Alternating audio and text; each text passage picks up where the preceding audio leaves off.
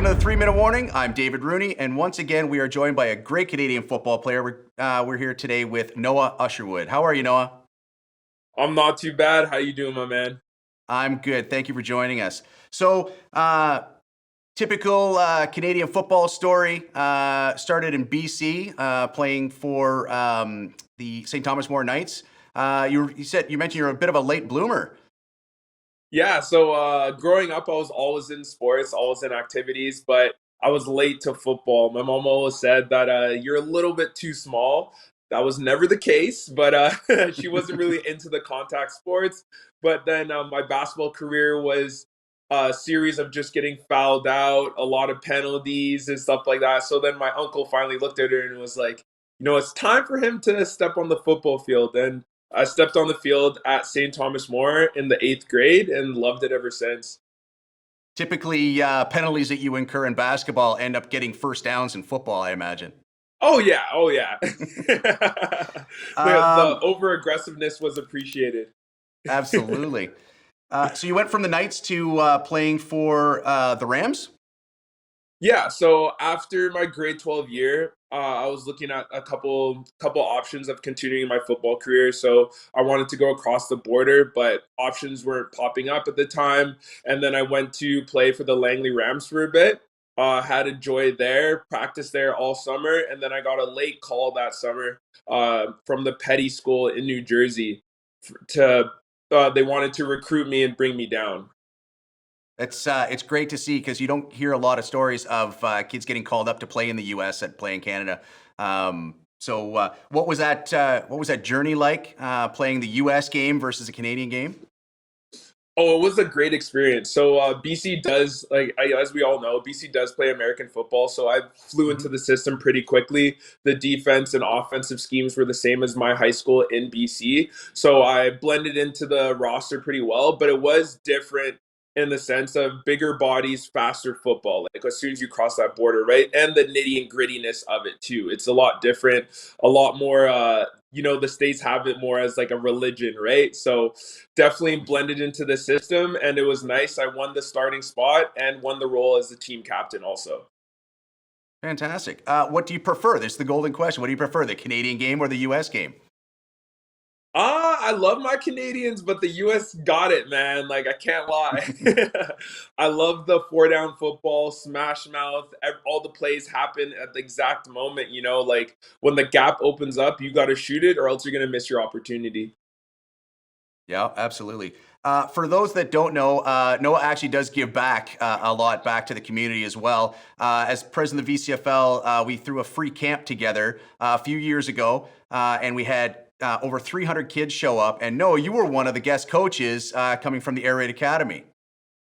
Yes, I was. Honestly, that was a key part in my personal training career also because I love giving back. I love seeing these young athletes being passionate about the sport, especially at an age that I wasn't exposed to it, right? It's just seeing like the love and passion develop at such yeah, a young age and then their journey kind of continues from there. So it was a really big piece. It was a really pleasure to just kind of be a part of that young story for them. Well, at the same time as I hope that you carry on with a great football career, if you ever want to come back and throw a free camp together for us, we'd love to have you back. Hey, I'll do it anytime, man. The kids give me back as much as I give them, to be Did you honest. want to? Did you want to give a quick shout out to Air Raid Academy and Eddie? Oh yeah, I want to give a quick shout out to Area Academy, like ARA fam. So ultimately, all the athletes and Eddie and Karen, the leaders of the Mhm. pack, played a huge part of my journey. Like to make it in short, I didn't have plans on continuing my football career after high school until I met them. I didn't even know it was realistic, and then those guys really painted the picture that I am valuable in this sport and I have a God gift talent that I must share. So I must continue. Yeah, Eddie Ferg and Karen, especially, they're Yeah, fantastic at showing you your own abilities and helping for focus. sure. Yeah, For sure. I remember there's a couple instances and we still talk about it. They had me in the gym doing stuff that I would not believe I could do, but they instilled in my mind that whatever you set your heart out to, you can achieve it just with laser sharp focus and work ethic. Like it's not going to come easy, but you're good enough for it. So the CFL draft is coming up this week. How Yes, sir. excited are you? And do you have any inclinations about what might happen?